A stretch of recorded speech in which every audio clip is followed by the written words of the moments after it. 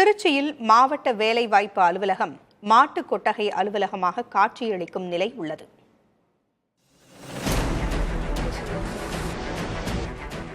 திருச்சி பாரதிதாசன் சாலையில் உள்ள மாநகராட்சி அலுவலகம் உள்ளிட்ட அரசு அலுவலகங்களில் ஒன்றாக இருக்கிறது மாவட்ட வேலைவாய்ப்பு அலுவலகம்.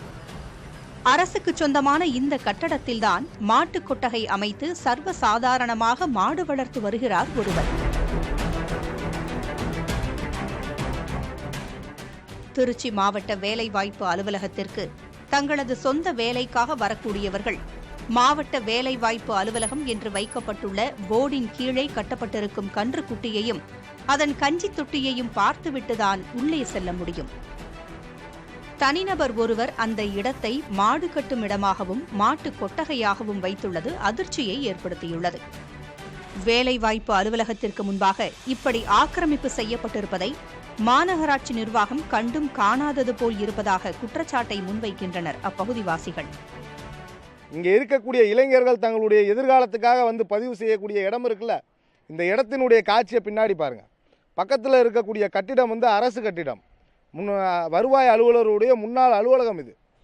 இந்த அலுவலகத்தில் முழுக்க முழுக்க மாடு கட்டப்பட்டிருக்கு, மாட்டு சாணங்கள் கிடக்குது. அரசாங்கம் இதுபோல் இருக்கக்கூடிய அரசு அலுவலகங்களை மக்களுடைய பயன்பாட்டுக்கு தகுந்தாற் போல ஒரு நல்ல இதாக பயன்படுத்தணுமே தவிர இதுபோல் அழிக்கக்கூடிய வேலையை அரசே செய்யக்கூடாது. பொதுவான இடத்துல இப்படி ஆக்கிரமிப்பு பண்ணிட்டு இப்படி மாடு கட்டலாமா? நீங்க வந்துட்டு இருங்க, இப்படி மாடு கட்டலாமா? நீங்க சொல்லுங்க, கவர்மெண்ட் இடத்துல இப்படி மாடு கட்டலாமா? நீங்க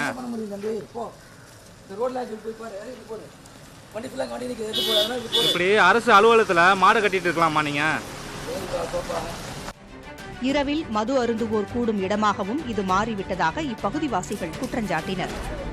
மாட்டுக் கொட்டகையாக பயன்படுத்தும் நபரிடம் இதுகுறித்து கேள்வி எழுப்பிய போது உங்களால் முடிந்ததை பார்த்துக் கொள்ளுங்கள் என ஏளனமாக பதிலளித்தபடி சென்றார். மாவட்ட வேலைவாய்ப்பு அலுவலக வாசலில் உங்களுக்கு யார் பர்மிஷன் கொடுத்தா? யாரும் கார்பரேஷன்ல இருந்தாலும் அவங்க எதுவும் கேட்கலையா? ஒரு நிமிஷம் நின்று சொல்லிட்டு போறேன். என்ன படிச்சிருக்கீங்க?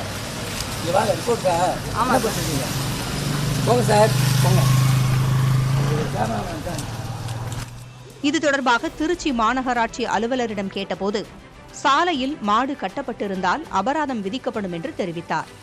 அரசு இடத்தை பயன்படுத்தியிருந்தால் நோட்டீஸ் பிறப்பித்து நடவடிக்கை எடுக்கப்படும் என்றும் பதிலளித்தார். வெட்ட வெளிச்சமாக தெரியும் இச்செயலுக்கு இப்படியொரு பதிலா என்ற கேள்விதான் எழுகிறது. புதிய தலைமுறைக்காக ஒளிப்பதிவாளர் சரவணகுமாருடன் செய்தியாளர் பிருந்தா ஸ்ரீஹரிஷ்.